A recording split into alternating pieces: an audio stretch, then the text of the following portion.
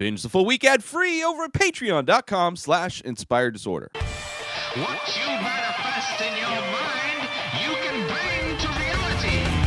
The Dig, new movie out on Netflix starring Carey Mulligan, Ralph Fiennes, Lily James, directed by Simon Stone.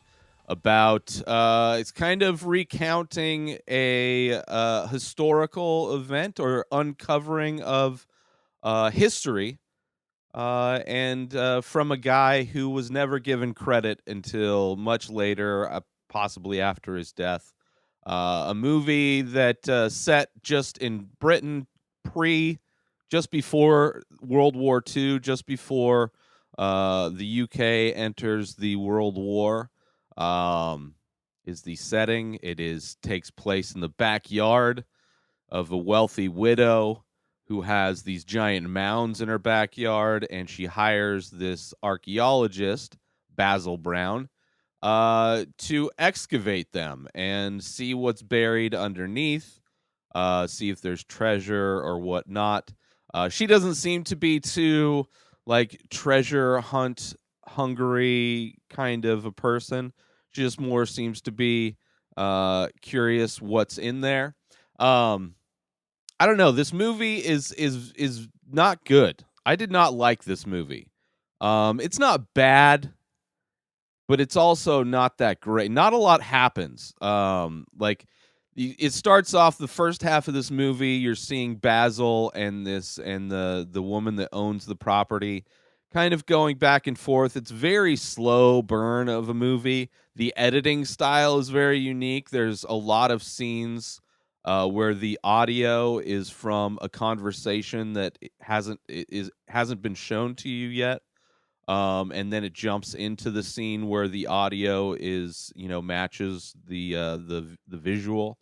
And then the visual continues past. It's a very weird editing style that kind of makes it confusing. I can see wanting to do this style to give it some pace because not a lot goes on. There's not a lot of drama in this movie. Not till halfway through this movie. It's a 2-hour-long movie. An hour into this movie, you're introduced to a bunch of new characters all of a sudden. And I mean, this is a story, this is not like a historical recounting. It's to give this guy credit for discovering. He basically ends up, spoilers, he ends up finding a medieval cemetery. It's one of many medieval cemeteries that were discovered. I think he was the first, from the 6th and 7th century. So much older, throughout the whole thing. Everybody thinks it's like Viking ships, and then Basil Brown the whole time's like, I think it's older.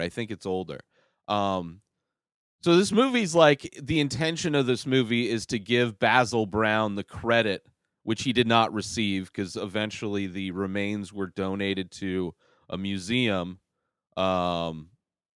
this giant museum where, she wanted to make sure the most people could see the remains of this dig. But he was never given credit until much later. He was added to the credit of discovering these treasures and this medieval cemetery. But other than that, all of the drama and all of the interpersonal kind of things are just, I would imagine, just made up.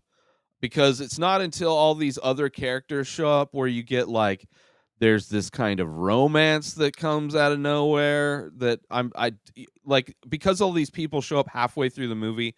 I don't really care about any of these people that show up to help him dig. As he gains steam, more and more people kind of show up to help out, and then there's this battle between him and the guy who's part of the museum that wants to steal all the credit when he was just basically a supervisor supervising the whole dig, not really participating in it. But it's all these characters are added, and it's the movie wanted me to care about them. There's this couple that shows up, and the husband is potentially gay, but in the closet. It's not really. It's he forms this friendship and bond with another person digging, and like they go out of town together, and the young bride, the young wife is left at the dig site alone, and then she but it's like I don't care. I do not care about the fact that her marriage is breaking up. I don't care about the fact that she's got the hots for this photographer guy that's going into the military. It's like I'm watching this movie, and like I can't help but think like all of these characters were fabricated to make the story more interesting, but none of the characters make the story more interesting. If they had just stuck with the core group of people, stuck with Basil Brown, I mean, they could have brought people in to help dig and all of that, but we don't have to like all of a sudden start to delve into their lives. Like we don't know much about Basil Brown's life. We see that he has a wife that shows up, and that you kind of see their relationship a bit, and how supportive she is, and how, kind of a voice of reason she can be at times. You have the wealthy widow who is having health problems, and then she has a young son. Like I think just the dynamic between the widow and the son, and then you got Basil Brown and his wife, and then they're kind of against the man, as it were, trying to take credit and trying to take over the dig.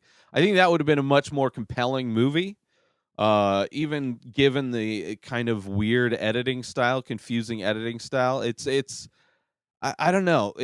This movie, I think, is trying to do way too much to make it interesting when it was not very interesting of a movie. Like the guy uncovered. It's crazy that he made a discovery of these medieval cemeteries. Crazy. But other than that, there and like so many things in history, the people who do the work aren't given the proper credit later on. But other than that, it's like such a nothing movie. I don't understand why it's so popular. It like for so many reasons. It's slow. Like it's such a slow movie. There was never a point in this movie where I felt like I was in it.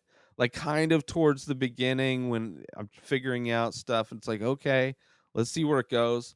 But there's really just it's so like mellow, boring.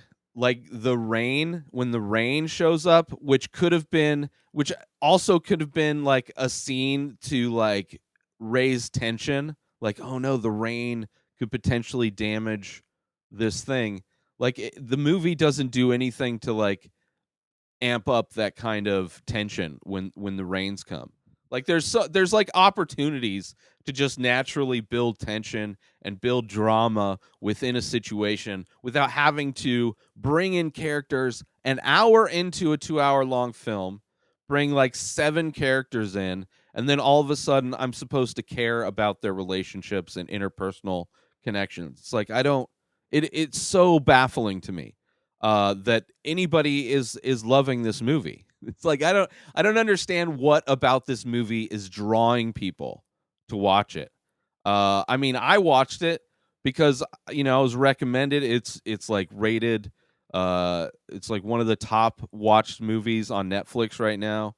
So it's I'm always trying to review and talk about movies that are kind of popular within our culture, which is kind of difficult because there's no movie theaters. It's kind of hard to gauge we don't see the numbers that all these streaming services have, so you kind of have to go on their word.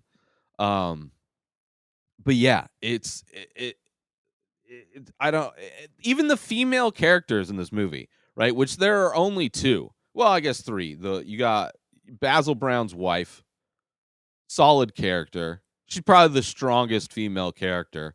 Um, the widow is just like constant like problems. I mean, she's got heart issues or whatever, but she's just constantly sleeping.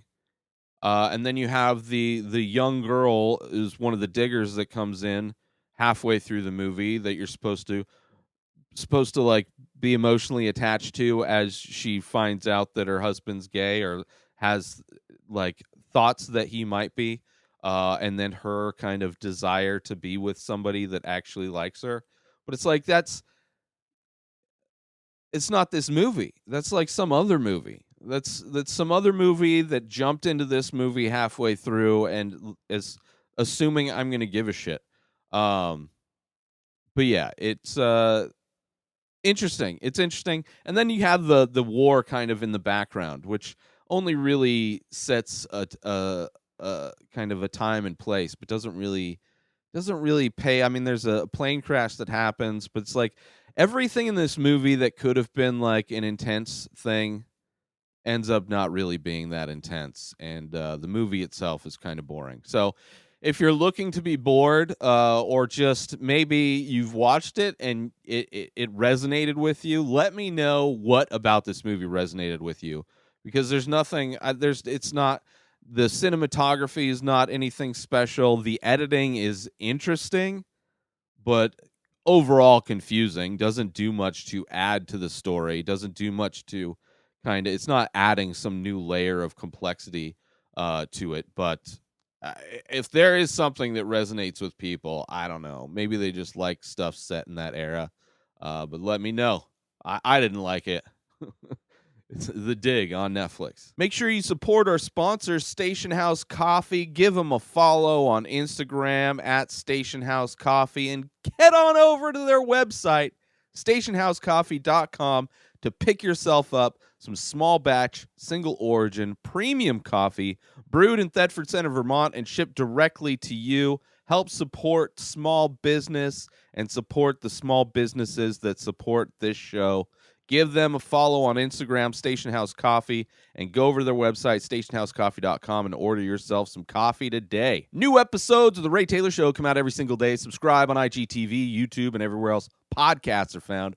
Binge the full week ad-free over at patreon.com/Inspired Disorder. Buy Ray Taylor Show merch over at inspireddisorder.com, and follow the show on Instagram at Ray Taylor Show. Have a wonderful day, everybody. Peace out!